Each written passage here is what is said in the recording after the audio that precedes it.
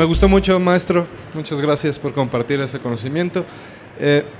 Me pregunto si para lograr esa comunidad ¿no será necesario también que en cada individuo se logre ese conocimiento de sí mismo? O sea, que si no hay una espiritualidad individual no se pueda lograr la común. Porque bueno, suena muy bonito decir todos vamos a jalar parejo, pero no, o sea, se me hace a mí imposible pensar que puedo contar con una comunidad que individualmente no tiene esos valores. Ajá. Buenas tardes. Dos preguntas nada más. No sé si tú das por hecho que la Biblia es verídica y y que lo que ahí se menciona sea como una verdad, digamos no absoluta, pero sí objetiva. Y otra pregunta, ¿qué pasa en la actualidad que los políticos se relacionan con los religiosos?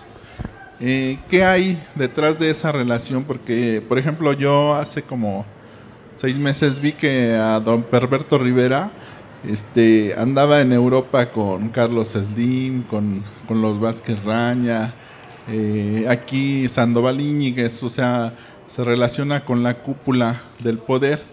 ¿Qué hay en esa relación, detrás de esa relación, y cuáles son los objetivos que se pretenden? Bueno, en realidad yo no tengo una pregunta.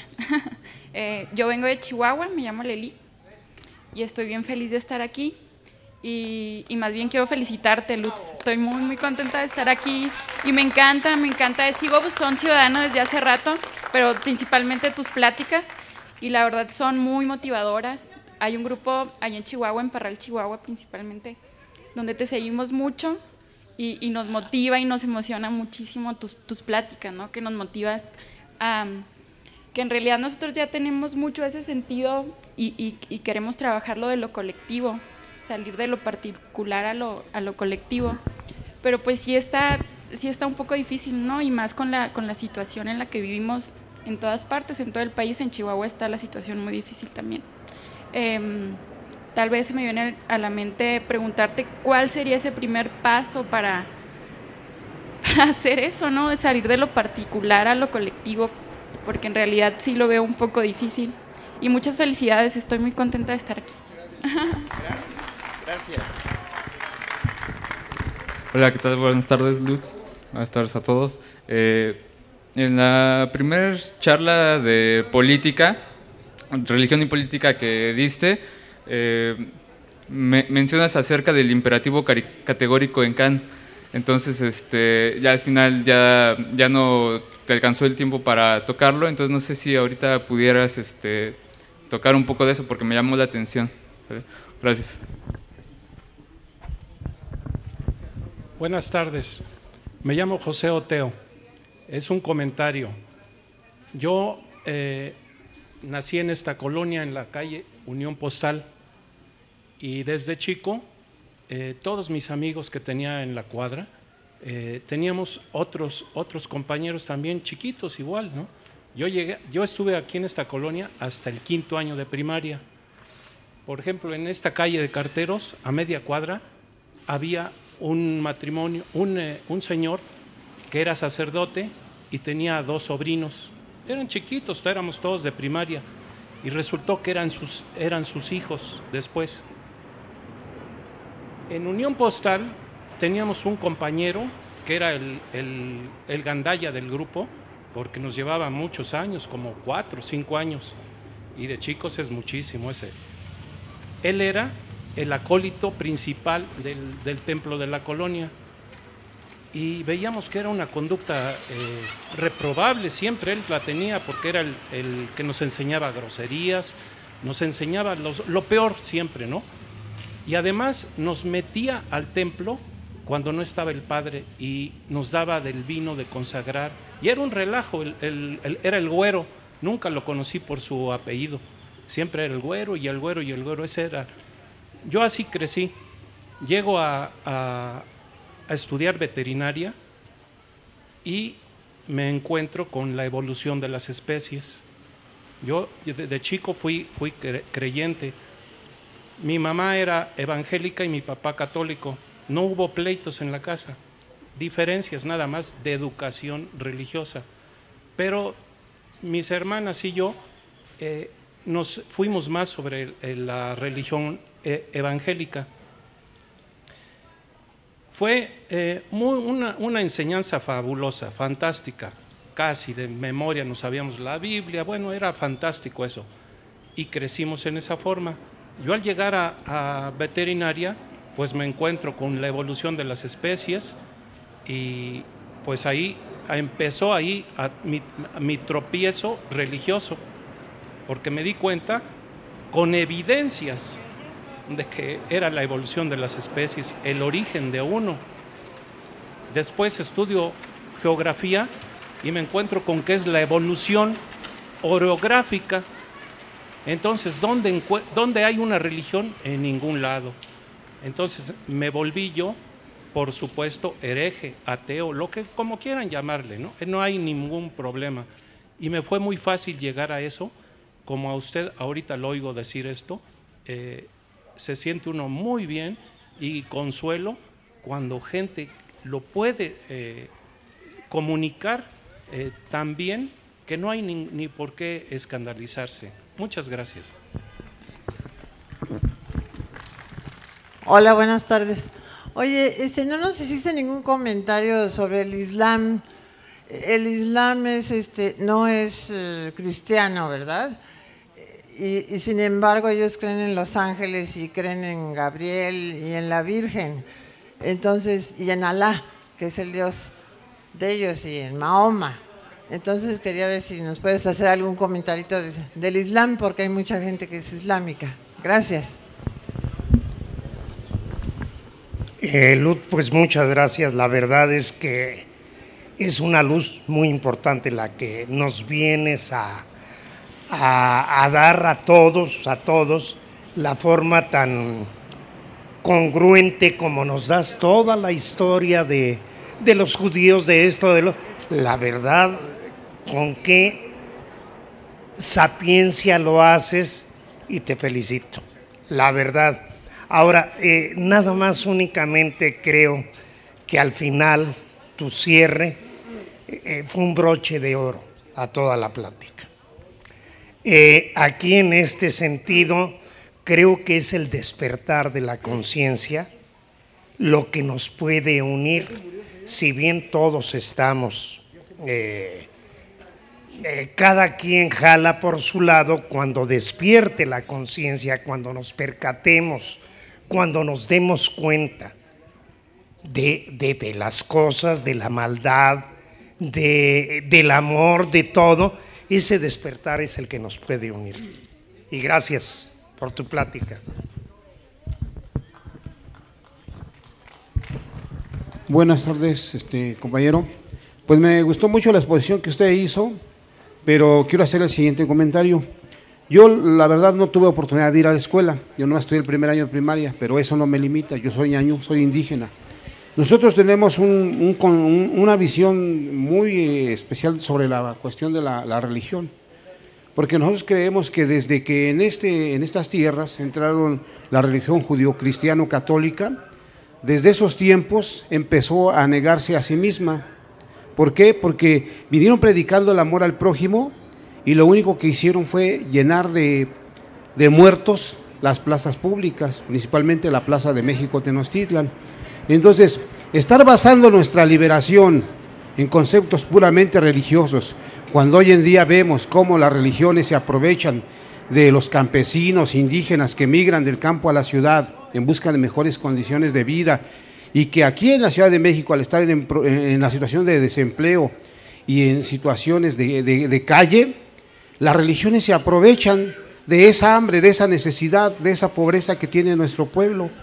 Entonces, creo que tiene que ser desde una perspectiva, no precisamente desde la cultura que nos trajeron allá los españoles, los europeos, sino desde nuestras propias condiciones de los pueblos originarios, que a pesar de haber sido sometidos durante más de 500 años, seguimos existiendo, ¿no?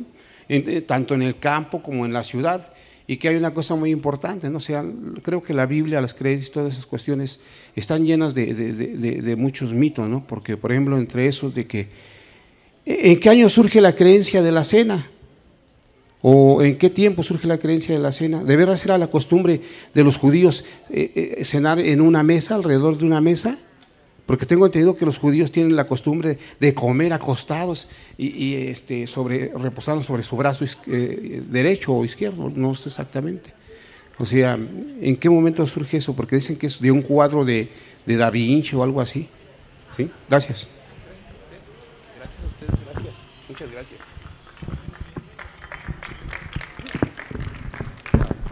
Buenas tardes. No vine la primera sesión que dio, puedo incidir en algún error. Quisiera comentar algo sobre lo que muchos llamamos la perspectiva histórica. Los planteamientos que acabo de escuchar hoy me parecen muy válidos en este momento,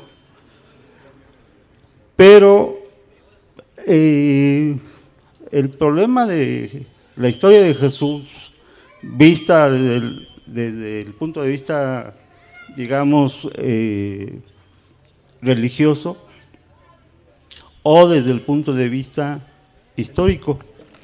Por ejemplo, me refiero a algunos materiales. Engels escribe un ensayo sobre lo que es la historia del cristianismo revolucionario y considera parte de que la filosofía de Jesús fue un movimiento revolucionario en su época y además inspira la teoría del comunismo porque precisamente los primeros grupos cristianos, la única forma de sobrevivir era hacerlo en forma comunitaria, de tal manera que la comida se hacía para todos, los que hacían la ropa lo hacían para todos, en fin, ¿sí? Más recientemente Erich Fromm escribe el Dogma de Cristo, donde también plantea, con base en una investigación de tipo histórica sociológica, plantea digamos, la problemática de la religión como una alternativa revolucionaria en los primeros 50 años de su existencia, que fue cuando más se apegaban a los principios que se creía de Jesús. Un poco también quisiera yo preguntarte qué opinas de esto que estoy comentando, ¿no? ¿Cómo debemos ver el asunto desde una perspectiva histórica, ¿no? Yo respeto todos los puntos de vista, pero a veces me da la impresión de que este despertar de las conciencias y esta probabilidades de triunfo cuando el pueblo responda unitariamente en un momento y dé por terminado este régimen, a veces yo lo sueño como un día 12 de diciembre donde de todos los pueblos se vienen a ver a la Virgen de Guadalupe y me sueño que esto va a ser así cuando millones lleguen al DF a tomar el Instituto Electoral para validar las elecciones, por ejemplo, ¿no? Me lo imagino así, que vienen de todos lados, que la gente les da de comer y les da agua y bebida a su paso y que todo el mundo se levanta así. Por eso me comenta mucho preguntarte qué opinas de este enfoque, ¿no? que tengo de las cosas que tienen una validez relativa en un momento histórico y otra validez relativa en otro. Engels y Erich Fromm, yo creo que sus estudios son muy cuidadosos al respecto, pero te pregunto tu opinión y a ver cómo vemos esto, ¿no? Gracias. Buenas tardes. Venirle a preguntar lo que sea a usted. Parece que estoy sentado en una mesa en una tabla de ajedrez y trato de competir con Kasparov o algún personaje de esa naturaleza. ¿Por qué asevero esta cuestión? En alguna ocasión he escuchado comentarios de escritores reconocidos de México, o italianos o griegos, en la feria del libro de El Zócalo, y entonces ahí estaban planteando hasta dónde puede llegar un escritor para hacer su libro, su trabajo literario, basado en hechos históricos o mitos. Vi a un autor italiano que escribió un libro de Odiseo.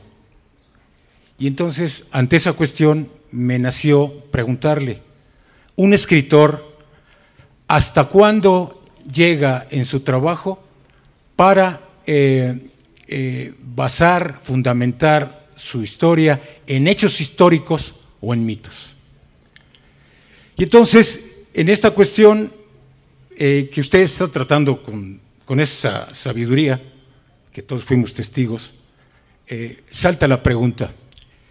A lo mejor usted la planteó al principio, llegué un poco tarde, pero primero fue el huevo o el primero la gallina. ¿Qué fue primero?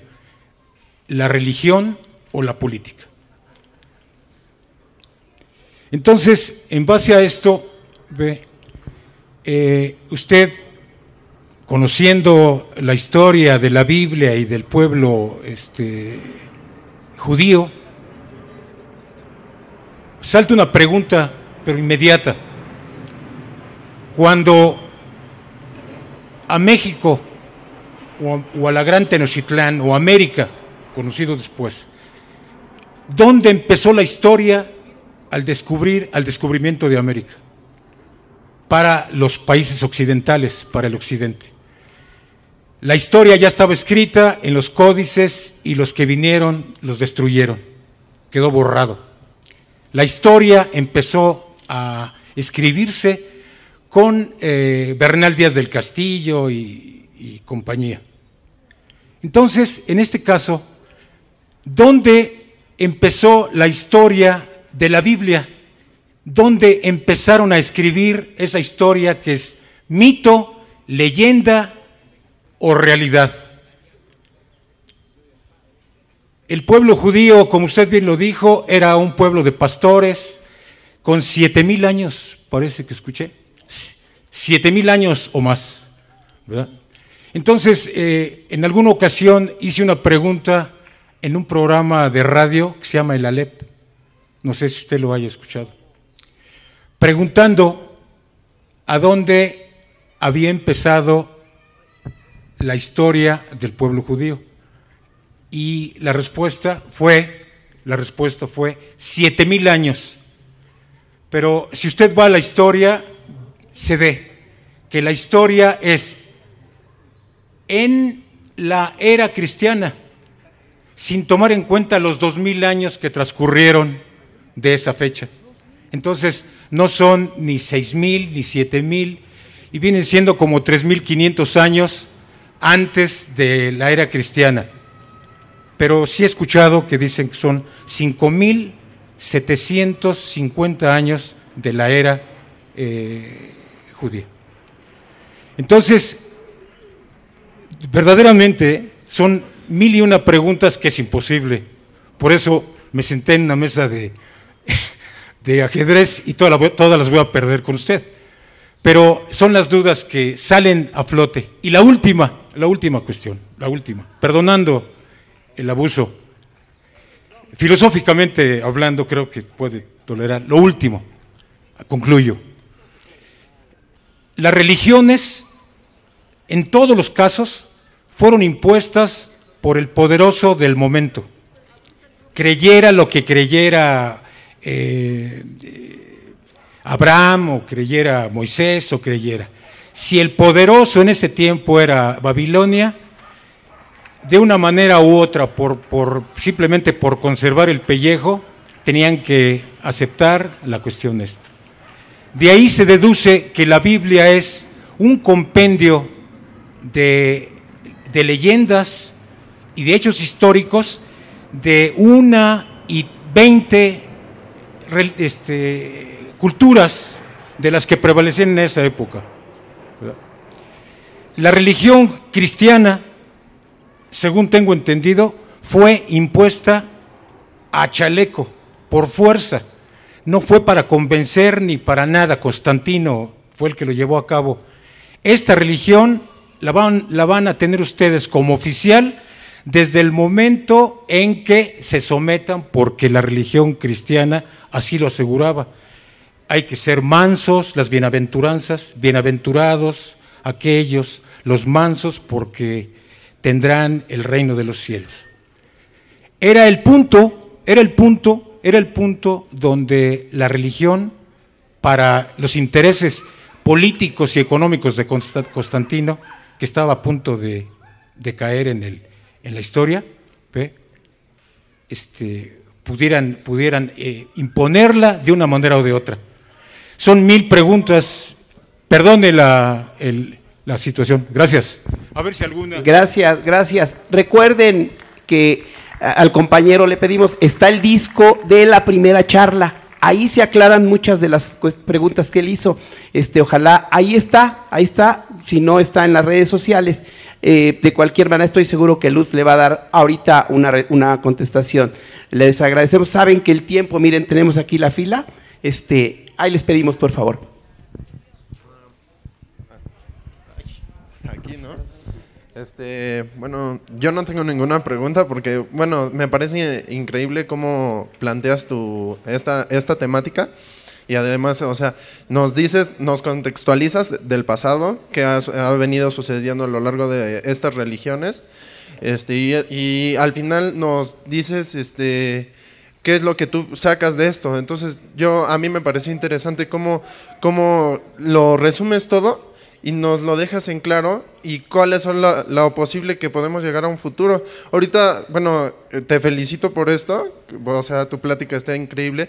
Y también, bueno, yo en aportación, nada más para decir, yo creo que ahorita ya no se puede hablar como una religión del pasado y decir que eres católico o que eres de cierta religión, porque a veces ya es imposible realizar esos conceptos. Por ejemplo, hay religiones que te indican que ya no puedes trabajar en ciertos días porque te va a castigar el Dios al que crees. O sea, que si trabajas en domingo porque Dios descansó, tienes que dedicárselo. Y hay gente que ya no puede descansar esos días, tiene que vivir al día. Entonces yo creo que, como en ciertas partes de la historia, siempre hay una revolución, ¿no?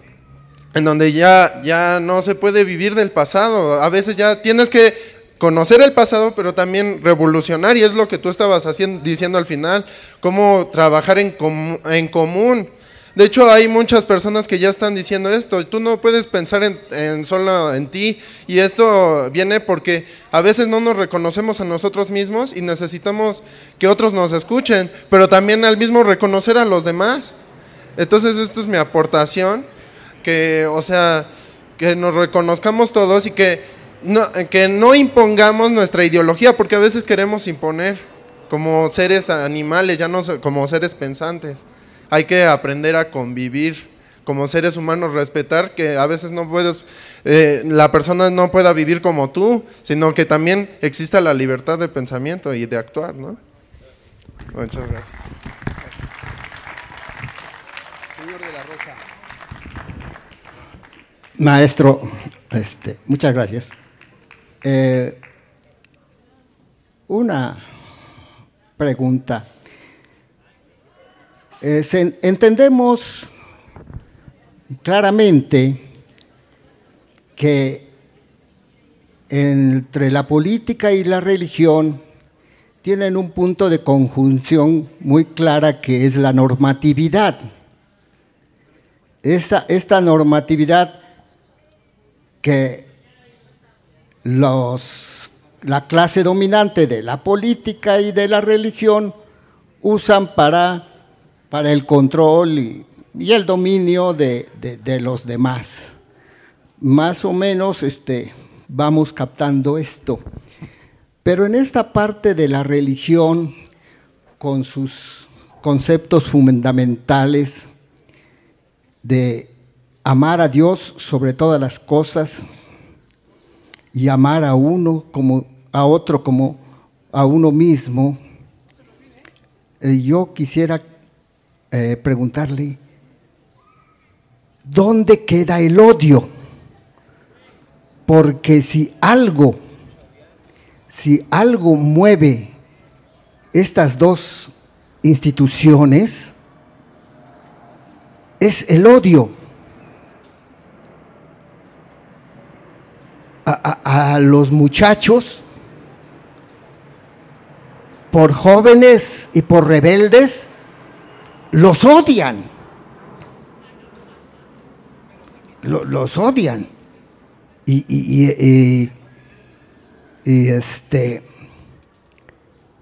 Entonces, hay que explicarnos, queremos explicarnos los fundamentos de este odio para poder reclamar con más fuerza y más razón.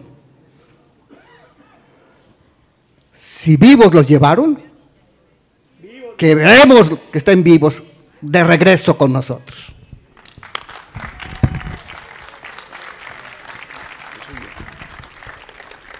Buenas tardes. Quiero felicitarte por tu estilo muy didáctico, pero mira, quisiera yo más que nada puntualizar algunas situaciones más que comentarte. En cuanto a que el origen, digamos, de lo que es el cristianismo, o el catolicismo y todas esas religiones de la misma vertiente, entiendo yo que tuvieron su origen en un mundo de esclavos, ¿no? En el cual no había ninguna alternativa en este mundo terrenal, y por eso la religión como mecanismo psicológico social se concibe que el cielo, en la medida en que nunca se va a tener en esta tierra, se va a poder lograr tener en el cielo, en una tierra prometida, ¿no? En ese sentido, no sé, es un comentario que igual otro día, en alguna otra ocasión, podríamos profundizar, porque hay una teoría, como la que el compañero por ahí mencionó, los orígenes del cristianismo, ¿no?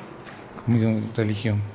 Ahora bien, este concepto que manejas tú de la religión, creo que proviene de una visión también un tanto, sobre todo centrando sobre la idea del judaísmo, como una visión y un problema para nuestros países, para nuestras tierras, para nuestra América, en el sentido de que así como nos trajeron la religión católica, nos trajeron todos los conocimientos y ya se nos quedó una especie de trauma o de visión, dicen algunos, eurocentrista. Es decir, todo lo que sale de Europa, eso es lo único que vale. Sin contar que aquí en nuestras tierras, como el otro lado del mundo, en China, países de Asia, del Lejano Oriente, tenían aquí ya las culturas, tenían su propia visión del mundo. Y aquí sí un poco pasó algún compañero por aquí hablando sobre la religión, digamos, originaria en los pueblos originarios, que era una visión totalmente integral e integrada a la naturaleza, pues, al sol, en fin, etcétera. Entonces, de ahí es a donde yo creo que, siguiendo el hilo en el estudio, en la reflexión de las religiones, creo yo que podemos llegar al punto central. Estamos de acuerdo en el que la comunidad es la base real de la liberación del hombre, de la liberación del hombre como colectivo. Y si en un momento determinado entendemos que las religiones prehispánicas concebían al hombre como parte de un todo con la tierra, con su territorio, creo que ya podemos empezar a desterrar de nuestro subconsciente todas esas enseñanzas eurocéntricas que vienen de otra realidad, y que finalmente nosotros, al ir a recuperar las raíces, por ejemplo, de nuestros pueblos, básicamente estamos hablando aztecas, estamos hablando mayas, otomíes y de muchos pueblos originales que todavía subsisten, podemos encontrar entonces el reencuentro de los mexicanos con su propia tierra, con su propio territorio, no para pensar que este mundo es un mundo reflejo de Europa o de otros lados, ¿no? Es volver a reencontrarnos y volver a reconstruir un tejido social que es el único que nos va a permitir poder recobrar la fuerza, la unidad para poder volver a ser un pueblo. Eso es todo. Gracias.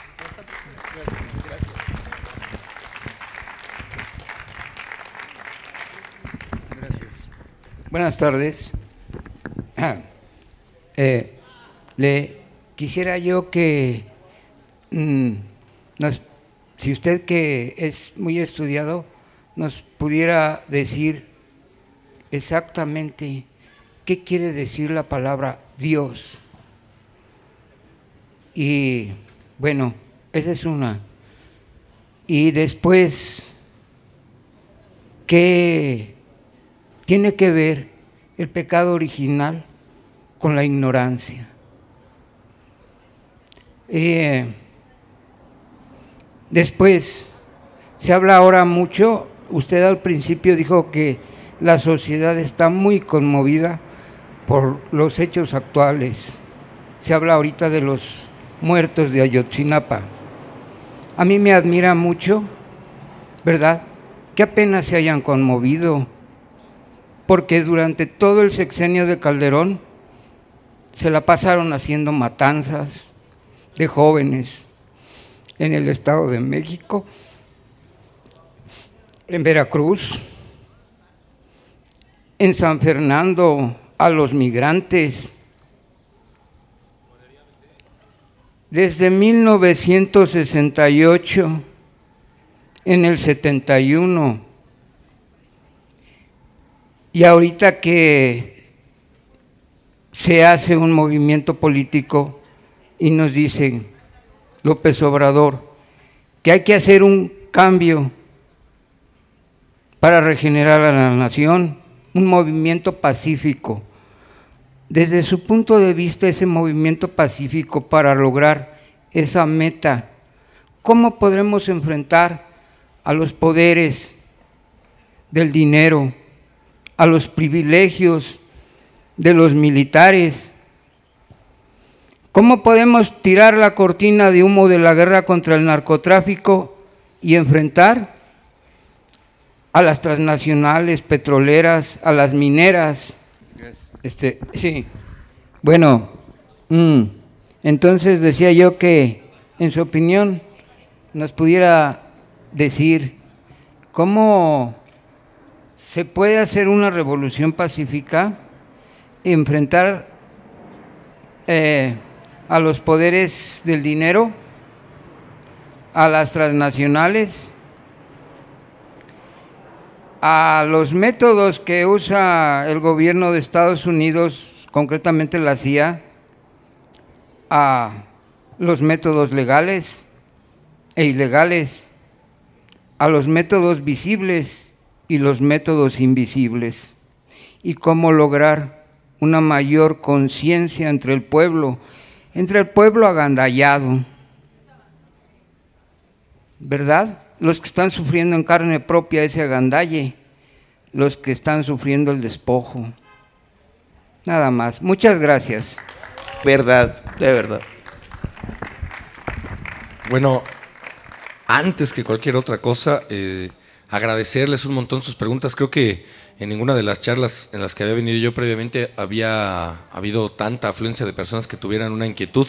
Creo que tiene que ver, pues evidentemente, con el tipo de situación en la que nos estamos encontrando. Todos estamos de cierta manera angustiados respecto a qué es lo que va a ocurrir, pues, ¿no? Entonces tenemos ganas de charlar.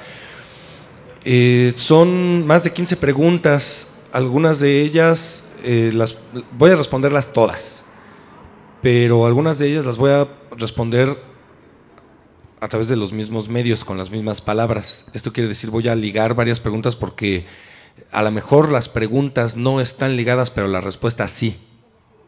O sea, se pueden responder varias a través del desarrollo de una respuesta. Bueno, dice allí, la primera dice, ¿qué tan necesaria es la individualidad espiritual o la espiritualidad individual y las escalas de valores en este proceso de adquisición de conciencia comunitaria, digamos? O sea, voy a replantear la pregunta a ver si. ¿Es el despertar de conciencia individual una condición de posibilidad para que haya una conciencia comunitaria? Y bueno, ante todo, yo no creo en la palabra individuo. Creo que la palabra individuo es un vocablo que nos han impuesto con la finalidad justamente de separarnos. Un individuo tiene que tener 3 características: ser autónomo, ser autodeterminado y ser independiente. Autónomo quiere decir que se pone sus propias reglas, sus propias normas. Autodeterminado quiere decir que ninguna de las condiciones exteriores influye en su toma de decisiones. E independiente quiere decir que no requiere de ningún factor exterior proveniente de ninguna otra persona exterior para poder subsistir. Eso no existe. Eso no existe. A lo más que podemos medio aspirar es a ser un poquito autónomos, o sea, ponernos nuestras propias reglas. Pero toda nuestra toma de decisiones está relacionada con lo que ocurre en nuestro exterior. Entonces no somos autodeterminados. Y definitivamente, bajo ninguna circunstancia somos independientes, en tanto que necesitamos de lo que existe allá afuera para poder subsistir. Pero en lo que sí creo es en la subjetividad personal. Subjetividad personal. El sujeto es algo neutral. El sujeto es únicamente una conciencia de que hay un algo, un ser existente que está teniendo mundo, por decirlo de alguna manera. Eso es un sujeto. O sea, hay un algo que está, de todo esto que nos rodea, sintetizándolo en un mundo. Así. Pero, o sea, es una toma de conciencia nada más. Pero esa toma de conciencia, que en un primer momento es neutral, o sea, es solamente un algo, podríamos decirlo así, un proceso, un momento, es el resultado de un proceso psicológico, digámoslo así, una toma de conciencia. El bebé cuando nace está siendo estimulado por muchas cosas y al principio pues nada más ve mucha variedad, pero cuando alcanza a concebir que toda esa variedad es una unicidad y empieza a encontrar relaciones entre los objetos y adquiere conciencia de que hay algo que está concientizando, es cuando se genera lo que le podríamos llamar sujeto. Pero ese sujeto es vacío de contenido, o sea, ese sujeto, ese bebito no sabe si es un uno o si es un muchos, no sabe nada, solo sabe que sabe, digámoslo así, o sea, súbitamente concientiza que está concientizando. Y el yo o el nosotros son resultados de capacidades que tenemos de concebir el mundo, que van a ser más o menos estimuladas esas capacidades por nuestro entorno antropológico. O sea, los seres humanos tenemos la capacidad intelectual, la capacidad racional de concebirnos como un yo o como un nosotros. Y esa capacidad es innata, porque es una derivación de la conciencia subjetiva que es completamente neutral. Dependiendo de cómo nos eduquen nuestros padres, nos vamos a entender más como yos o como nosotros. O sea, el yo y el nosotros son productos culturales. Evidentemente nos entendemos siempre como yo y como nosotros, pero ¿qué es lo que va a prevalecer? Depende de la educación, depende del factor antropológico, del contexto.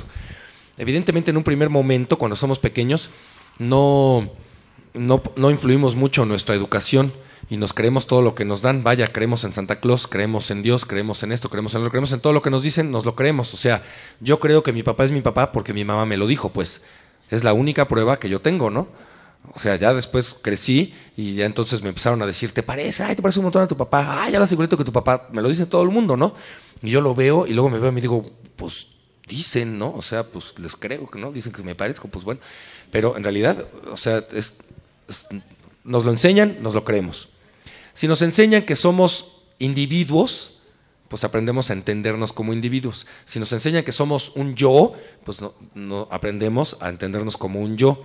Pero si nos enseñan que somos un nosotros, aprendemos a entendernos como un nosotros. En realidad están siempre ahí, todas esas características están presentes, pues. El problema es con qué te vas a identificar. O sea, te vas a entender como un nosotros únicamente con tu familia y no con tu barrio, no con el resto de la humanidad. O te vas a entender como un nosotros con tu equipo de fútbol o solo con la liga de fútbol, pero no con todos los deportistas.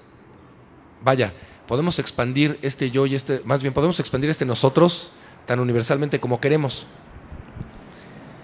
Creo que mientras estamos pequeños, lo único que medio nos puede salvar son nuestras facultades intelectuales. O sea, hay niños que sí alcanzan a distinguir que los papás les están mintiendo. Son bastante sensibles y dicen, él, yo no te creo lo que me estás diciendo.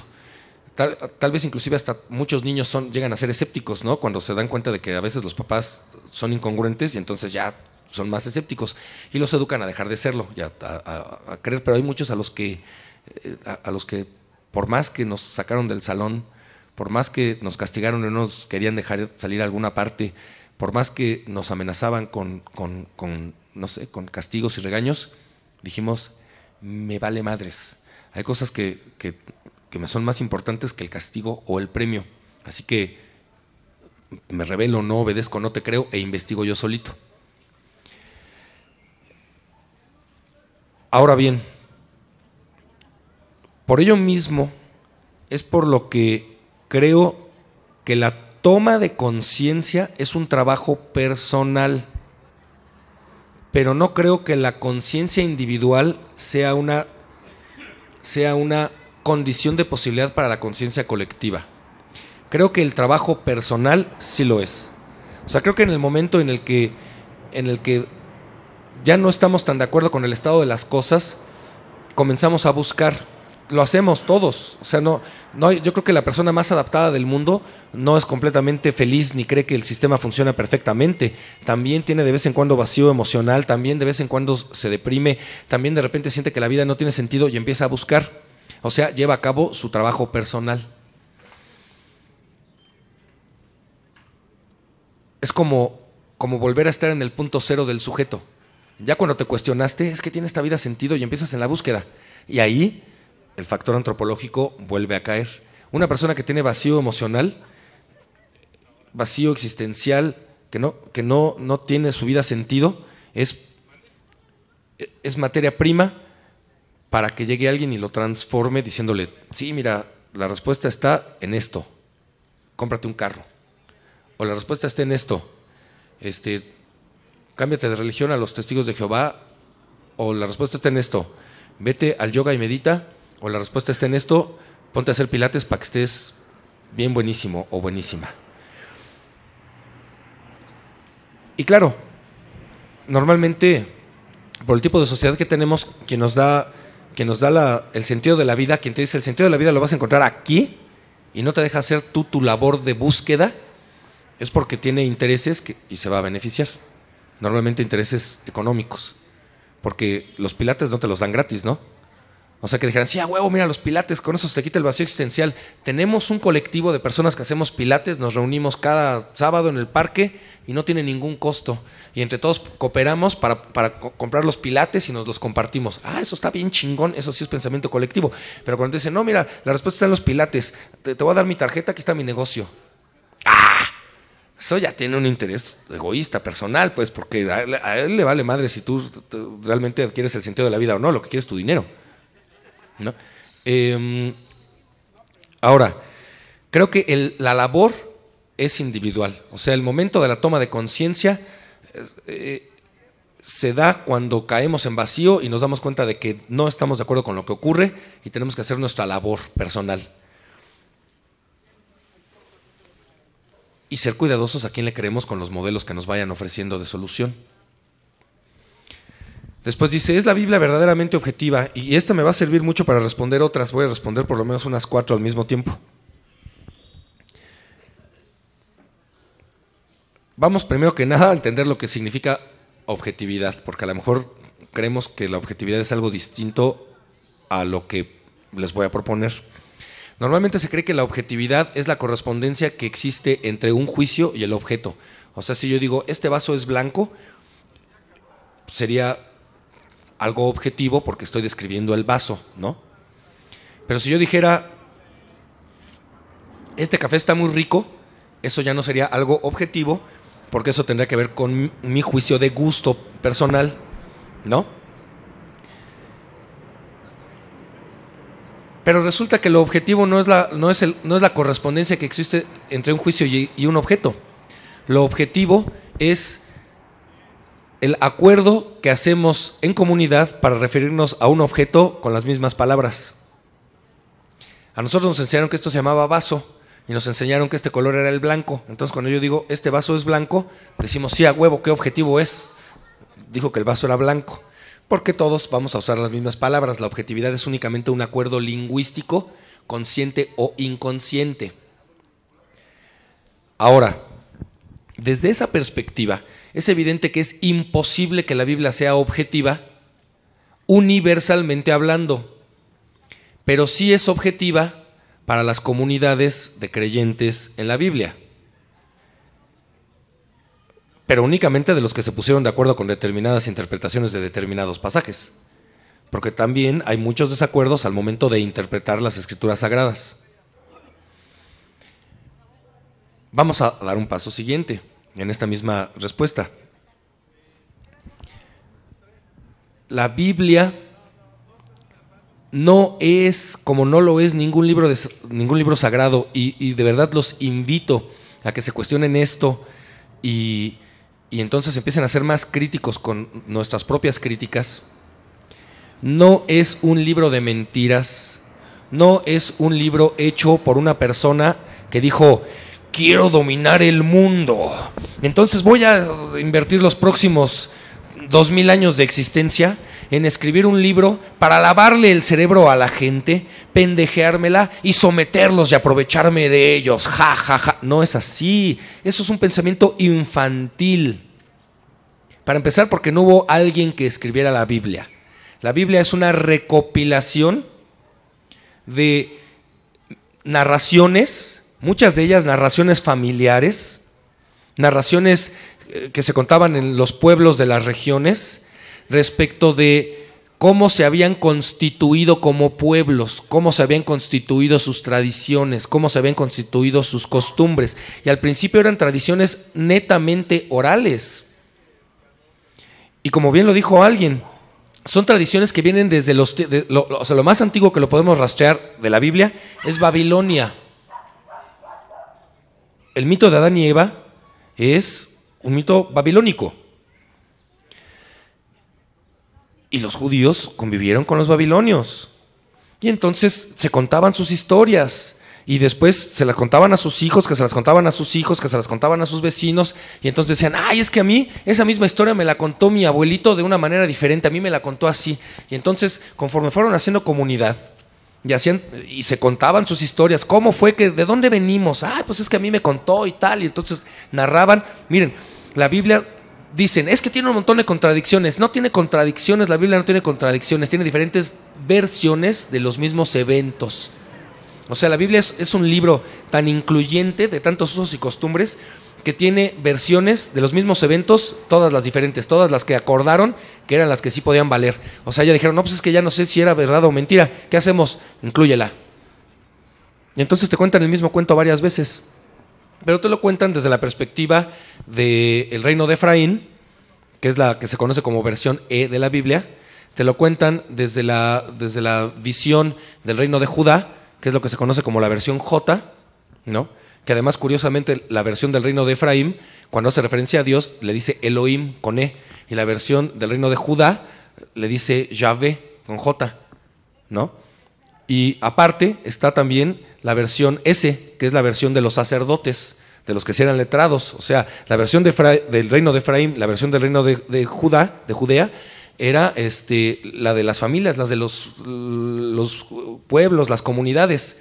La versión S es la versión sacerdotal, o sea, las de los que se habían dedicado a estudiar, así la de los teólogos de aquella época. Y todavía hay una más que se llama la versión D, que es la versión deuteronómica, que de repente pasaron un montón de años y alguien se encontró unos textos, un rey dijo, órale, estos textos cuentan las mismas historias pero diferentes, inclúyanlas. Entonces, en realidad es un libro de historia. Hagan de cuenta, vamos a ponernoslo a pensar así, Y de verdad, a veces lo elocubro. O sea, pienso que podría llegar a pasar. Miren, ¿cuántas historias y cuántos cuentos tenemos ahí ya filmados? ¿De cuántas personas que han venido aquí a lo largo de cuántos sábados? Y a veces tocamos los mismos tópicos y damos nuestras versiones de los tópicos, ¿no?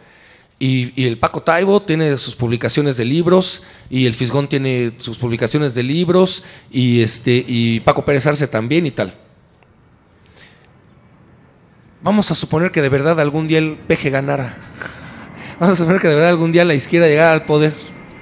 Y entonces empezáramos nosotros a instituir la historia de cierta manera. Y pasan los años, pasan un montón de años, pasan siglos. Y hay una guerra tan brutal que quedan pocos sobrevivientes y de repente se encuentran los textos y los logran descifrar y se ponen a leerlos. Y entonces leen las historias de cómo estábamos contando nosotros lo que estaba pasando y empiezan a organizar su nueva sociedad a partir de esa reconstrucción, o sea, reconstruyen lo que nosotros estábamos reconstruyendo. Y entonces dicen, sí, el profeta Paco Taibo, ¿no? Y el profeta Pérez Arce, ¿no? Así es exactamente como ocurrió. La Biblia es un libro de historia. Ahora, oye, pero es que hay unas cosas que son bien fantásticas. Claro, porque así eran los usos y costumbres. También en nuestras narraciones hay unas cosas bien fantásticas. También hay unas cosas bien fantásticas en nuestras narraciones, ¿no? Cuando hablamos de el capitalismo y entonces el capitalismo viene y nos quiere dominar y tal. Alguien que no comprenda lo que es el capitalismo, alguien que no conciba lo que es el capitalismo va a decir, no, sí, a huevo, era un dios que se llamaba el capitalismo y entonces era el dios malo, ¿no? Y había otro dios que se llamaba el socialismo, que era el dios bueno. Entonces unos le rendían culto al socialismo y otros al capitalismo. Es así, son interpretaciones. Sobre todo porque la Biblia está llena también de analogías. No la escribieron improvisados. Las personas, los recopiladores de esos textos y que después les dieron formas y que empezaron a usar tantas analogías y a hacer tantas parábolas, eran personas muy inteligentes. Te están contando cosas racionales a través de mitos. Te están contando historias prácticas, políticas, a través del uso de la simbología. No decían lo que se les ocurría. Y créanme, su finalidad no era dominar a la gente. O sea, Moisés no agarró y dijo, es que algún día vendrá Norberto Rivera, entonces le voy a ir allanando el camino escribiéndole un libro. No es así. Que Norberto Rivera sea un ojete, pues sí, pero él no escribió la Biblia. Que Marcial Maciel sea un ojete o haya sido, pues sí, pero él no escribió la Biblia. Ellos utilizan, o sea, ellos fetichizan la labor cultural tan esforzada, tan ardua, tan digna que tuvieron los pueblos de su época para escribir su propia historia desde sus propias categorías del mundo. Hoy en día decimos, tenemos pensamiento científico. Bueno, eso es un mito enorme. ¿Cuál pinche pensamiento científico? ¿Cuántos de nosotros sabemos algo de ciencia? La neta. Lo más a lo que aspiramos es a leer unos cuantos libros de divulgación científica. Entonces, como ya sabemos decir teoría de la relatividad, ya estamos hablando de ella, pero no entendemos ni madres. Porque si hubiéramos visto un libro de ciencia, verdaderamente solo hubiéramos visto fórmulas, no hubiéramos entendido nada. Entonces, para eso también, eso es una especie de mito también. No nos consta en realidad nada. El Big Bang no nos consta tampoco. Y ahí estamos discutiendo. No, es que no fue Dios, fue el Big Bang. Ay, cabrón. ¿Te consta? No, también es un mito. No quiere decir que sea falso, pero sí quiere decir que no lo sabemos. Son modelos. Entonces, creo que pecan los que dicen, lo que dice la Biblia es así a pie puntillas y no hay nada que interpretar porque esta es la verdad revelada, tanto como los que dicen, eso es un libro de mentiras hecho para lavarle el cerebro a la gente.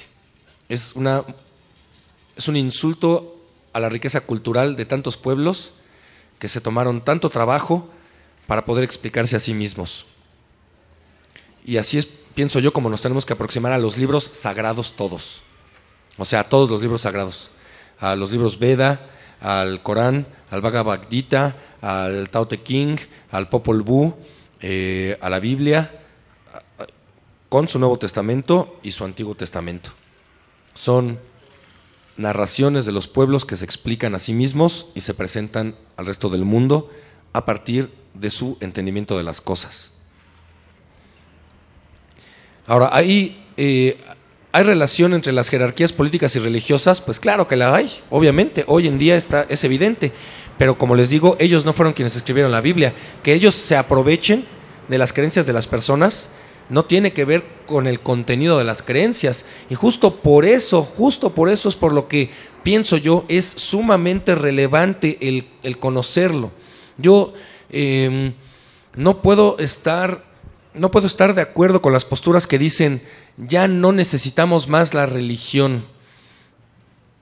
Entonces tenemos que reformar el pensamiento en pensamiento científico para que la gente pueda dejar atrás las religiones y liberarse. Oye, cabrón, entonces tú quieres acabar con toda la riqueza cultural y con todas las identidades de tantos pueblos alrededor del mundo. Eso sí que es eurocéntrico. Y además, esto que yo acabo de decir es una barrabasada, porque resulta que dentro de Europa también hay cualquier cantidad de comunidades de creyentes. Aquí está la religión, aquí está, no lo podemos negar. Aquí está. Y los pueblos se organizan alrededor de creencias religiosas. Vemos todas las fiestas, las fiestas onomásticas que hay a lo largo y ancho de la República Mexicana día con día. Los pueblos se llaman Pueblo de Santiago, San Pedro Ixmiquilpan,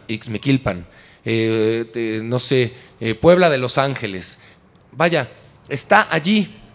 ¿Fue eso una imposición de los conquistadores? Claro que sí, pero no fue una imposición unidireccional. Los pueblos de este lado del planeta, en este continente al que hoy le llamamos América, aceptaron esas religiones porque el catolicismo siempre tuvo desde sus inicios la habilidad de reinterpretar a los dioses de las demás culturas para hacer una mezcolanza que pudiera ser empleada para la organización política. ¿Cuál es el santo que hace que brille el sol o llueva? San Isidro Labrador, ¿no? Bueno, San Isidro Labrador es popular porque es Tlaloc. Y la Virgen de Guadalupe es popular porque es Tonantzin, la madre de todos los dioses. Por eso es por lo que Guadalupe tiene tanto arraigo en México, porque es Tonantzin. Es más, no hay ninguna duda, los pueblos originarios le llaman Guadalupe Tonantzin. No, o sea, no hace ni siquiera la distinción, es Guadalupe Tonantzin. Ahora, ¿por qué le pusieron Guadalupe los españoles?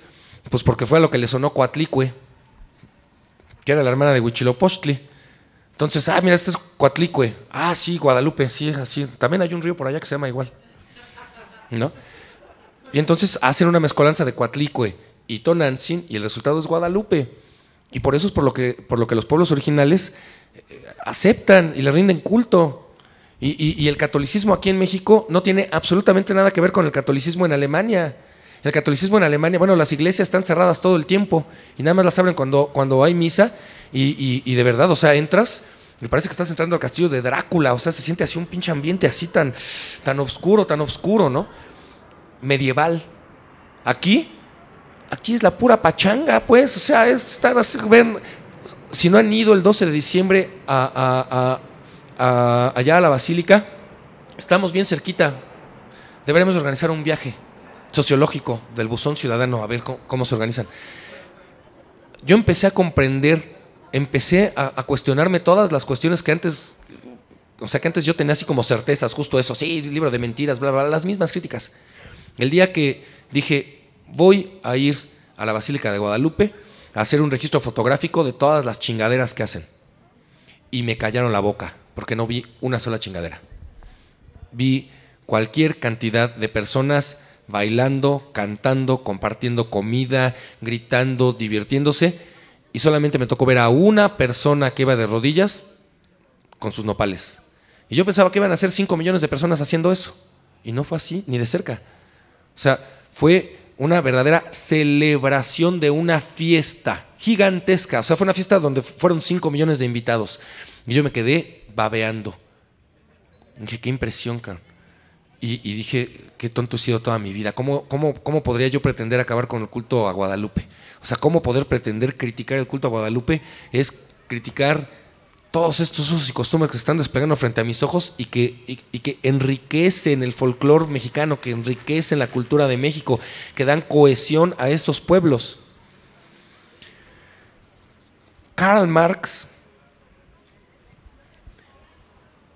no podemos dejarlo de lado, era judío. Y era judío que por cuestiones pragmáticas se convirtió al protestantismo para que no lo estuvieran persiguiendo en una Alemania intolerante. Entonces Karl Marx conocía el judaísmo, conocía el cristianismo y miren, se van a rasgar las ropas, pero El Capital es un libro profético. Karl Marx actuaba como profeta y sus categorías de justicia social están basadas en las categorías de justicia social judías, materiales, colectivas y públicas. Hay un extraordinario libro escrito por Enrique Dussel que se llama Las metáforas teológicas de Marx. Cómo Marx se la pasa utilizando una y otra vez lenguaje bíblico. Y tiene 2 motivos por los cuales Marx usa el lenguaje bíblico. 1, porque lo conoce a la perfección, y 2, porque sabe que es el vehículo de penetración para que las personas se interesen en lo que él está diciendo. Entonces, no puede uno llegar con un lenguaje secular, completamente laico, a hablarles a comunidades que tienen otro vocabulario y otra manera de aproximarse hacia la vida, porque no va a haber diálogo. Si yo hablo perfecto mandarín, no puedo llegar a Irán a hablarles en mandarín porque no me van a entender nada. Si quiero comunicarme con los iraníes, tengo que aprender su idioma. Y no después suponer que ellos están mal porque yo llegué y yo tengo la verdad y ellos no entienden nada. Eso es un error de aproximación, es un error de comunicación. La comunicación se da cuando el hablante conoce el lenguaje del escuchante y no cuando el hablante obliga al escuchante a que aprenda su lenguaje. Porque eso es imposición ideológica, eso es imperialismo. Para que haya comunicación uno tiene que aprender el cómo hablan los demás.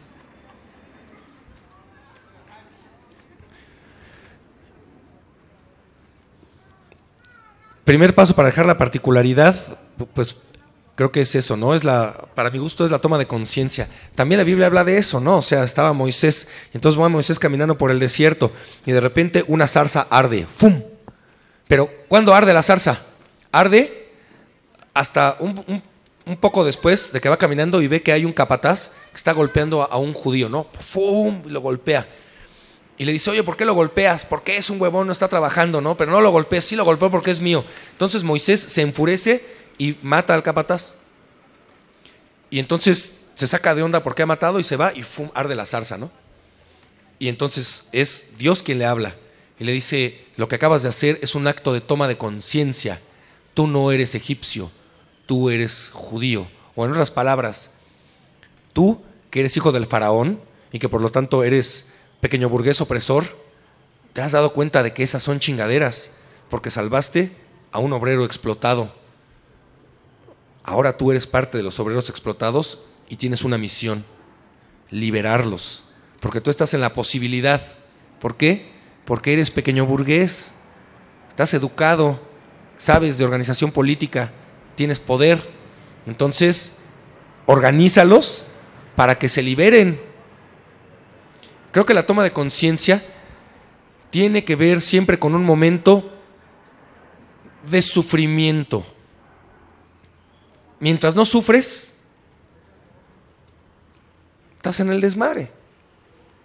Hasta que sea porque echaste tanto desmadre que tu vida se vació, que empiezas a sufrir porque ya la encuentras vacía, o porque súbitamente ocurrió un evento interno o externo que te hace decir: qué horror, cabrón, qué horror, esto no debió de haber pasado, esto no debió de haber sido así, esto no está bien. Y te mueven, te tocan. Y entonces uno toma la decisión de transformarse, o porque uno está sufriendo,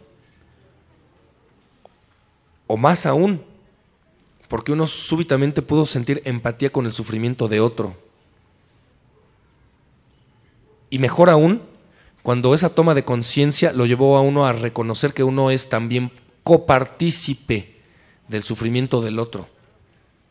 Y entonces uno decide dejar de ser copartícipe y empezar a organizar a esas personas que padecen injusticia, o ni siquiera empezar a organizarlos, intentar hacer comunidad con ellos. A mí me parece que esa es la transición, pero que sí es un momento de shock, es un momento de golpe, es un momento así que llega, está la línea temporal y de repente se cruza un evento, ¡fum!, algo, y ese evento es interpretado como epifánico, ¿no? Nos arde la zarza, y entonces nos reconocemos como obligados, como responsables del otro. O sea, personas que en tanto que él no puede hablar, tenemos nosotros que responder, porque a él no lo dejan hablar. Le tienen la boca tapada, lo tienen oprimido, entonces yo hablo por él. Eso hasta a los vegetarianos nos pasa. Qué amable es usted. Después dice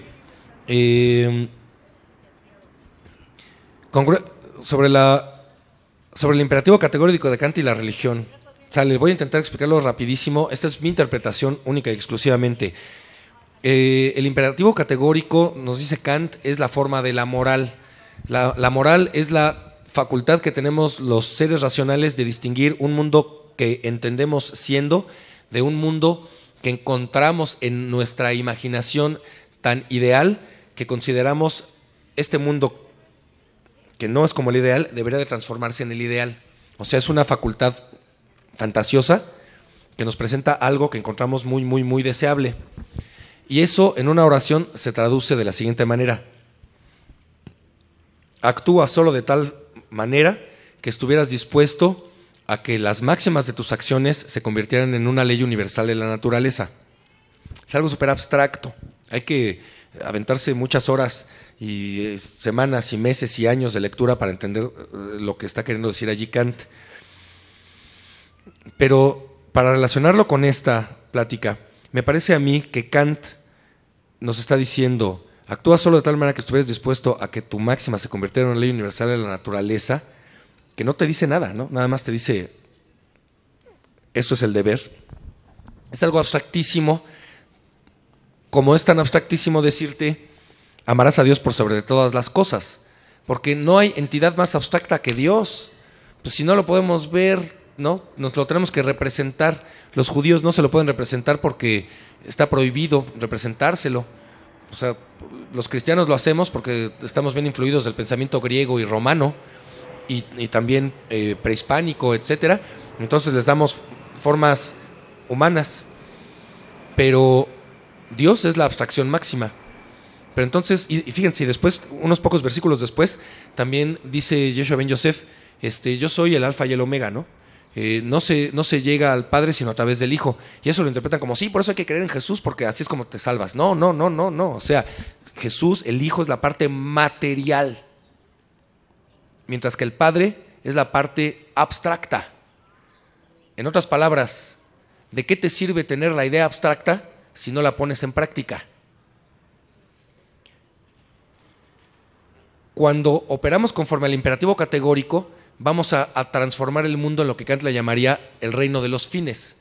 O sea, un mundo en donde las personas no entienden a los demás como medios, sino como fines. O sea, un mundo en donde no hay explotación. Un mundo en donde no usas a la gente para tus propios fines personales, sino que colaboras para que ellos también realicen sus fines. Entonces es un mundo de colaboración. Y esto se logra a través, nos dice Kant, de justo eso. Actúa siempre para con los demás como si fueran fines y no solo medios, que es el ama a tu prójimo como a ti mismo. Entonces esa es la relación. Algún día a ver si escribo un ensayito al respecto, porque son solo ideas.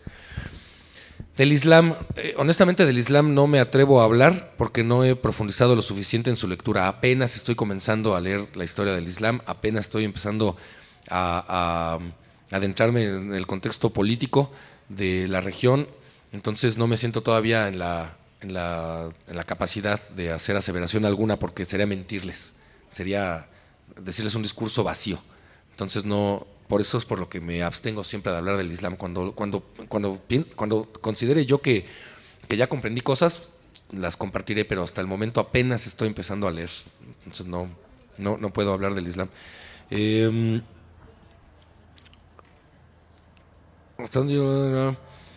Ahora, ¿hasta dónde está legitimado un escritor para usar mitos o historia en su trabajo, o para afirmar que sus trabajos son históricos? Yo creo que una persona crítica y honesta siempre debe de decir que sus trabajos de investigación son solo interpretaciones y que no estamos diciendo la historia como es, sino la historia como la interpretamos, la historia como nos la imaginamos, y que en ese sentido, para que no se convierta en mitos, el lector tiene que ir advertido de que esto es solo una interpretación desde un posicionamiento. No podemos caer en lo mismo que criticamos.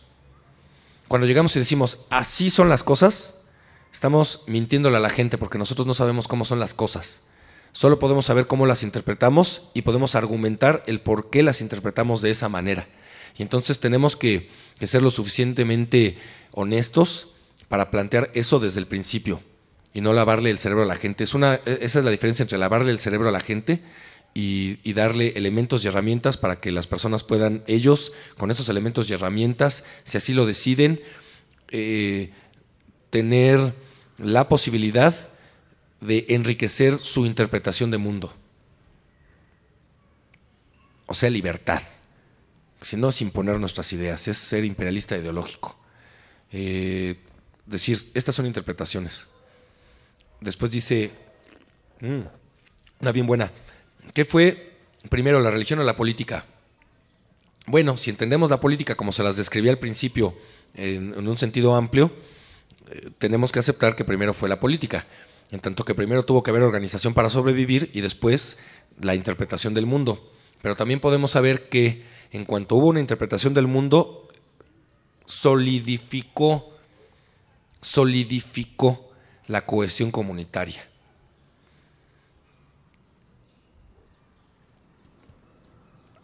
Toda comunidad requiere de un concepto que los una.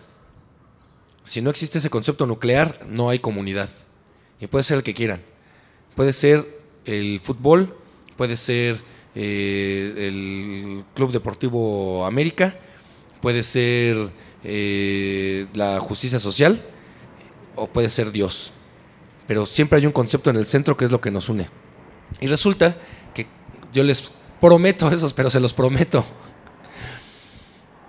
Las comunidades primordiales no concibieron primero la justicia y después a Dios. Primero concibieron a sus dioses y después, cuando empezó a haber situaciones que ya no les agradaron, concibieron la justicia.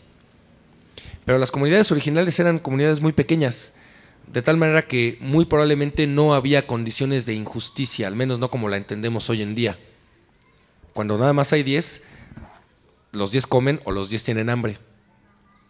Pero donde hay igualdad, no hay necesidad de concebir cosas como la injusticia. Pero sí ya estaban concibiendo una relación metafísica entre los objetos y un plano distinto, ¿no? O sea, sí le daban una significación más profunda. Miren, la religión es estética en realidad. La religión, más que ser metafísica, tiene aspiraciones de ser metafísica, pero en realidad la religión es estética. O sea, es el darle una significación de mayor profundidad a elementos que contemplamos. Y ahí es cuando viene lo sagrado. Ah, este árbol, qué bello es, huele tan delicioso, me da manzanas, lo amo con todo mi corazón. Y entonces, como lo amo con todo mi corazón, voy a empezar a protegerlo. Pero además, como lo voy a proteger, voy a empezar a cuidarlo y lo voy a adornar. Esos ya son cultos, ya son formas de culto. Y cuando viene la resignificación y decimos, este árbol es sagrado porque es alrededor del cual mi vida gira, ahí ya tal cual empezó un culto religioso. Y antes de las religiones tuvimos los cultos. La diferencia entre un culto y una religión es que las religiones no tienen un orden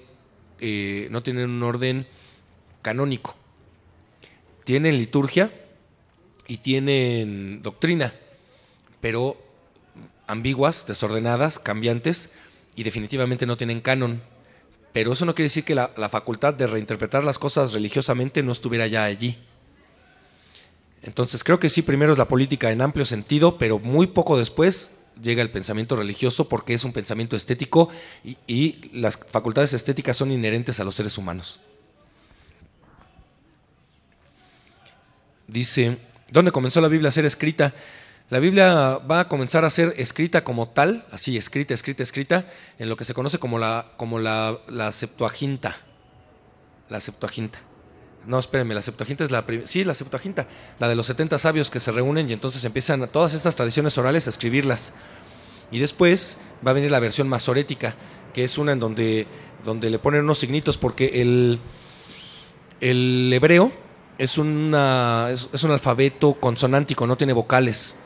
Entonces, la misma palabra puede significar varias cosas, dependiendo de cómo la pronuncies.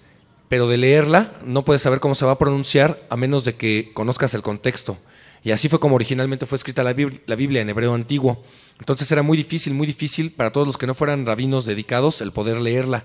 Y como los judíos, a diferencia de los cristianos en su momento, no cerraban la Biblia para exclusivamente los sapientes, sino que todo el mundo podía leerla porque era la ley de Dios, y a la gente le costaba mucho trabajo, a los que no habían dedicado toda su vida a leerla y a escuchar las narraciones, les costaba mucho trabajo leerla. Se hace la versión masorética y les ponen unos puntitos para que sepan cuál era el significado de la palabra, ya sea arriba o abajo, les ponen unas coronitas, unas rayitas, pero la primera Biblia compendiada es la Septuaginta, si es que no me equivoco, y habrá sido por allí es una recopilación, no se escribió en una sola época, o sea, fue un periodo de aproximadamente 1000 años de recopilación y de transcripción de todas las narraciones sagradas. O sea, no hubo un momento en el que se escribió la Biblia, se fue enriqueciendo y enriqueciendo y enriqueciendo. O sea, fue haciéndose un compendio cada vez más grande hasta que llegó un momento en el que dijeron hasta aquí. Pero ese hasta aquí puede cambiar en cualquier momento y pueden en cualquier momento, si así lo decide la comunidad a través de las asambleas, incluir nuevos libros. De hecho, y esto también va a responder a otra pregunta que por allí hicieron, es sobre la actualidad de los textos sagrados. La actualidad de los textos sagrados se obtiene a través de las interpretaciones que se hacen de los textos sagrados. Los judíos tienen sus asambleas y el resultado de estas asambleas es el famosísimo Talmud. El Talmud es el compendio de las interpretaciones, de las charlas en las asambleas. Se reúnen, se ponen a discutir, hay un escriba, va anotando todo lo que escriben. Entonces el rabino Kieslowski dijo tal cosa, y entonces la nota, y el rabino tal otro dijo tal otra, y así van poniéndolo así con flechitas, ¿no? Así, porque se ponen a analizar un determinado párrafo y se ponen a discutir. Entonces el Talmud es el cómo van ellos a encontrar la interpretación del significado de todas estas analogías, historias, etcétera, etcétera, y por otro lado la aplicabilidad de eso en la vida actual. Entonces, y tienen su metodología, ¿no? los cristianos no tenemos una metodología tan estricta, pues. Estamos menos organizados. Los católicos ni siquiera tienen metodología, los católicos no se reúnen para interpretar la Biblia. La interpretación de la Biblia le pertenece a las jerarquías de la Iglesia Católica, punto. Y entonces tú crees y ya. Por eso es por lo que todo al final se reduce a la liturgia.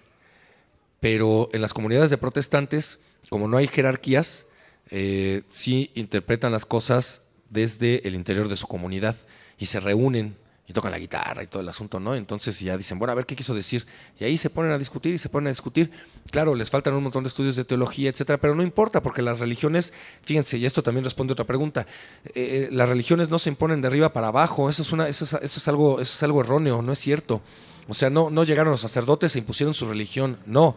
Los pueblos se organizaron y erigieron a un sacerdote. Así es como ocurre. O sea, la religión, sobre todo las religiones originales, son la forma más pura de la praxis política, en tanto que están aquí, se organizan, tienen sus creencias, hacen sus costumbres, hacen sus rituales y después poco a poco van a alguien dándole la dirección del ritual. Mira, este güey es el que baila más chingón, pues que el que ponga los pasos. Mira, este es el que canta mejor. Este cuate qué bueno es para hablar. Y nadie en la comunidad como él para contar la historia, que él sea el que la cuente, ¿no? Y así es como va, pero todo empezaba desde abajo, ahí sí empezaba desde abajo, o sea, no llegaron Anás y Caifás y dijeron, ¿qué onda, güey? Nos ponemos de acuerdo, aquí tú ahorita vamos a escribir un libro y luego vamos y así se los clavamos a esta bola de tarados. Las comunidades ni siquiera lo hubieran aceptado. O sea, tan no, que cuántas veces a la semana tocan unas personas tal vez de buena voluntad a nuestra puerta y nos dicen, oiga, venimos a traerle buenas nuevas, se va a acabar el mundo, sí, ¿no? Entonces, no, es falso que lleguen y nos lo impongan, ¿no? O sea, las comunidades no nos dejamos, no nos dejamos, pues, ¿no? Sí.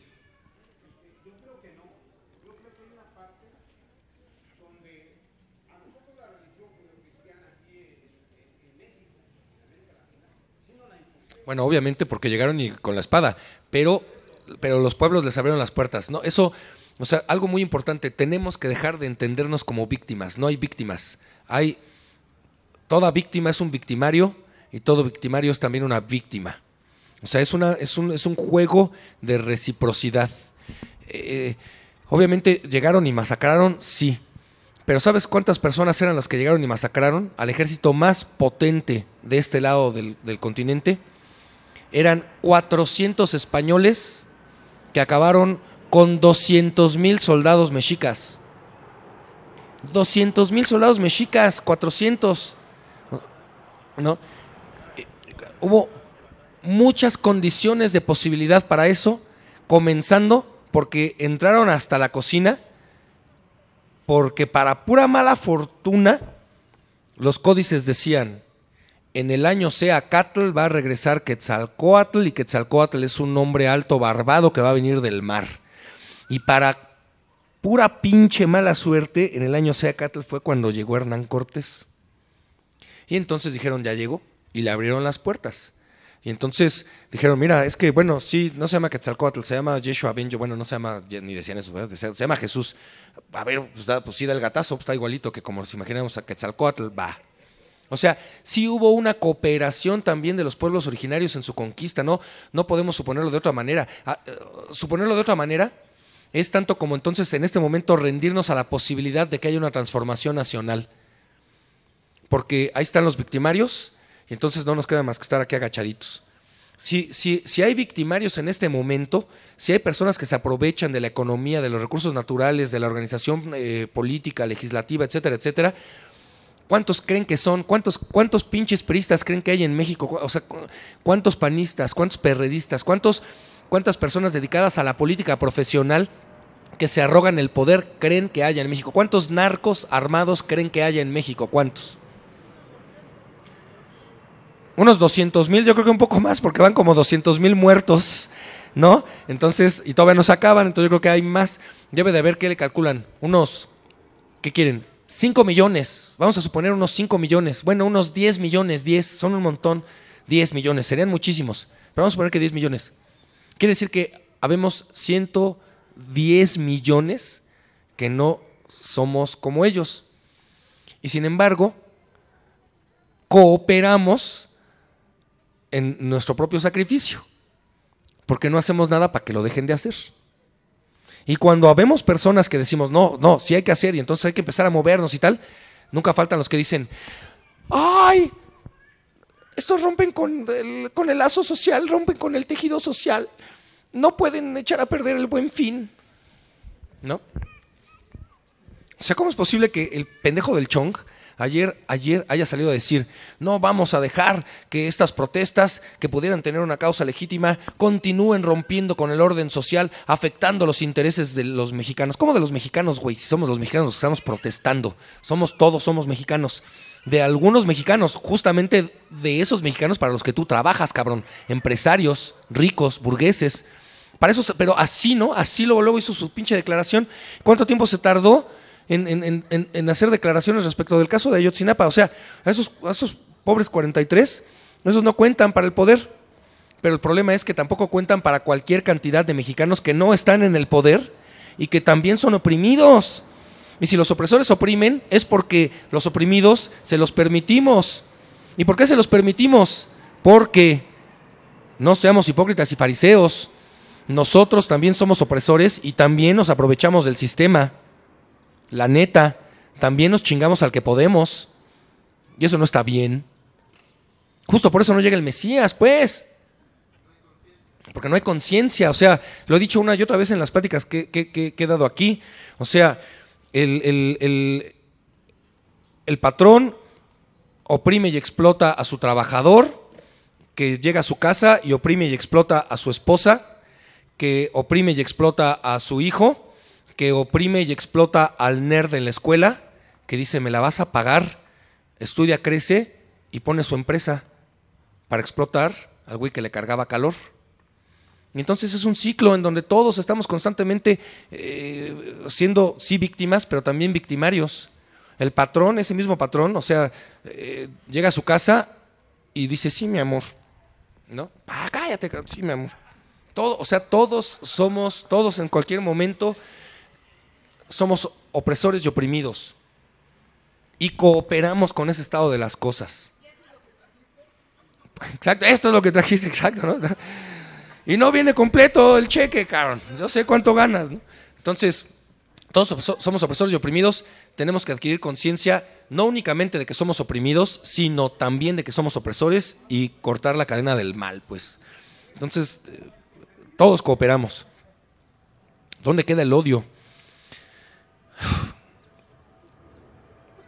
Si entendemos el amor como aquella emoción que nos hace tomar la decisión de que vamos a transformarnos y a transformar el mundo para que sea un lugar que garantice la felicidad de aquel sujeto de nuestro amor, si entendemos así el amor, entonces tendremos que entender el odio como aquello que nos motiva o aquella emoción que nos lleva a tomar la decisión de transformarnos a nosotros y transformar el mundo para que el sujeto de nuestro odio no encuentre la vida digna de ser vivida. No, tendrá que ser lo opuesto, exactamente lo opuesto. Bueno, pues ese segundo estado de las cosas para mí es una derivación del egoísmo. En otras palabras, ¿por qué odiamos a la gente? Porque no se sometió a nuestra voluntad. Puta, ese güey me caga. ¿Por qué? Porque me bajó a mi novia. Bueno, pero ¿y qué no dice el artículo 5º constitucional, tú luchador de izquierda, que cada quien decide con quién hace familia y con quién se acuesta? ¿Qué no dice la Declaración Universal de Derechos Humanos que cada quien decide con quién se acuesta? Entonces, ¿quién eres tú para violentarle su derecho humano a ella? ¿Y quién eres tú para suponer que ese güey tampoco tiene derecho, que el único que tenía derecho eras tú y que ella solo tenía derecho si tú eras con el que ella quería? Entonces, cuando odias a un güey porque te baja a tu mujer, es porque eres egoísta y porque eres incongruente. Mejor hay que preguntarse, ¿por qué no estuve yo en la capacidad de conservar esa relación y adquirir responsabilidad de ese suceso? ¿Seremos los únicos responsables? Pues no. Pero creo que una persona que decide hacerse responsable de un problema está en una mejor postura que una persona que culpabiliza al otro de ese mismo problema y se lava las manos de lo que está ocurriendo. Cuando no nos queremos responsabilizar, me detengo y me voy para atrás. Cuando nos queremos responsabilizar es porque tenemos amor en nuestro corazón, porque queremos transformar el mundo para que sea un lugar más feliz. Y entonces decimos, bueno, pues ni modo, pues sí. ¿Me duele? Pues claro que me duele. ¿Me siento mal? Pues claro que me siento mal. ¿Me siento triste? Pues sí. Porque me bajaron a la novia, por lo que quieran.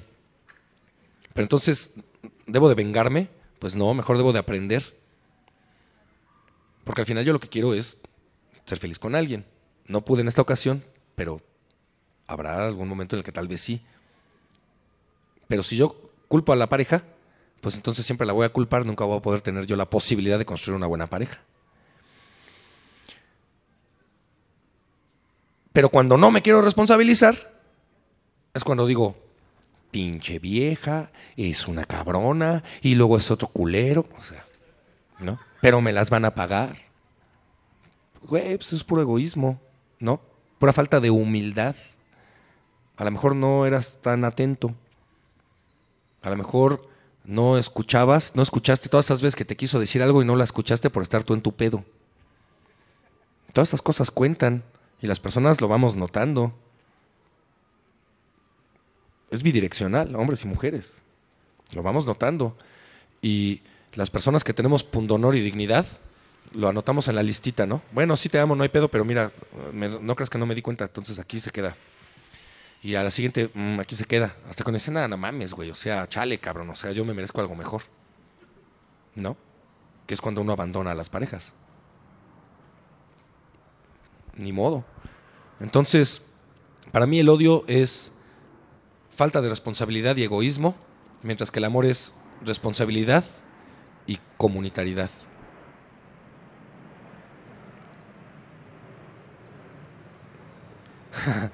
Y luego, ¿qué es Dios?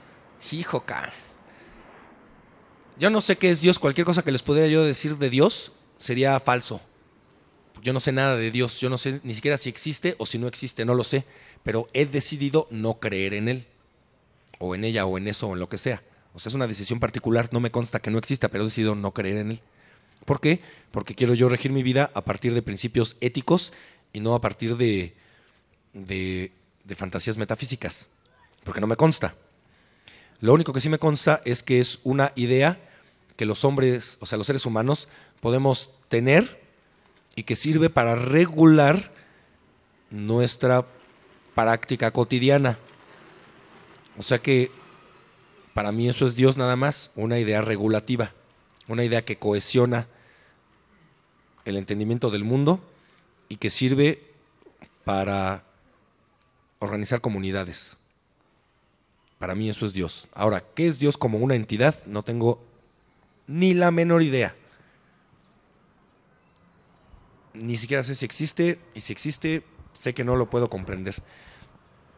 Y la última. ¿Qué hacer? ¿Cómo generar situaciones de justicia? La última pregunta, la pregunta que tiene que ver con praxis política. Si yo les dijera cómo, uno, sería una persona sumamente incongruente, porque yo no soy líder de nadie para venir a decirles lo que tienen que hacer. Y dos, si se los dijera y saliera, sería el Mesías, y no lo soy. Entonces, me rebasa esa pregunta también, me rebasa. Yo creo que simplemente cada uno va diciendo qué es lo que va a hacer y cómo se va a organizar con los demás. Si yo dijera, la justicia social es esto, en ese mismo instante yo genero situaciones de injusticia social también. ¿Por qué? Porque voy a excluir a un chingo cuya opinión desconozco y no les he preguntado y cuya identidad también desconozco. Entonces, solo puedo hablar en abstracto, no puedo hablar en concreto.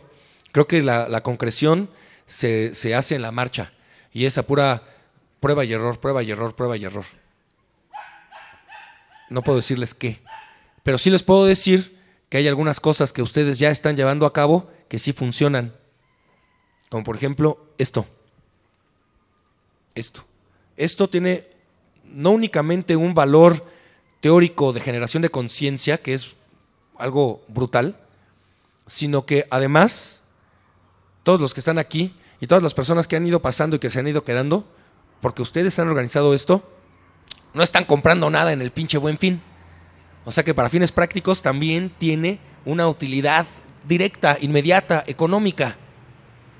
Entonces, son cositas que que no percibe uno, ¿no? O sea, uno está esperando que llegue así con bombo y platillo la solución, ¿no? Y que va a ser espectacular. O sea, uno es bien apocalíptico. Uno está esperando así, a ver, órale, ¿y en qué momento el ángel va a romper el sello y va a tocar la séptima trompeta y van a llegar las langostas ahora sí? Ya está pasando. Y para el que es crítico, se convierte en algo visible. Pero no son langostas espectaculares, sino que son... Mira, estos güeyes ya no están comprando acá. O sea, este cuate ha renunciado a su machismo y esta chava ya exige el cumplimiento de sus derechos. Y estos papás ya le bajaron 2 rayitas y ya son más liberales con sus hijos.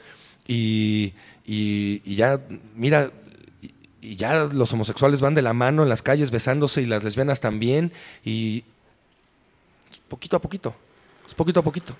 Pero la transformación ya está en marcha. Nunca se ha acabado la transformación. Sí se han generado ciertas situaciones de justicia. El punto es que estamos esperando como que por arte de magia, ¡pum!, de un día para otro, puta, ya no hay pobres. Ay, mira, me levanté y... órale, cabrón, ya. Todos tienen ya la barriga llena. Oh. Eso no va a pasar. Poco a poco. Muchas gracias.